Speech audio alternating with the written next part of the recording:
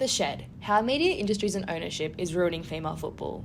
For centuries, women have been fighting for their rights. Whether it be the right to vote or the right to play their favourite sport, we have not stopped fighting.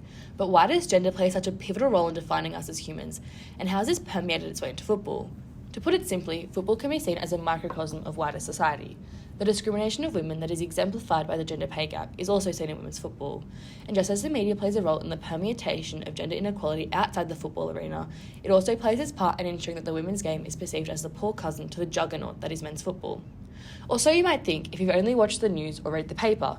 However, you might be surprised to know that football is one of the 3 top-ranked sports for female participation in Australia, and that Matildas are now the 4th favourite national sporting team in Australia, ahead of the Wallabies.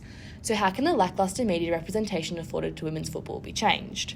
The digital artefact that I intend to create is a podcast entitled The Shed, that will be dedicated to creating a conversation surrounding women's football and how those issues are represented across media landscapes.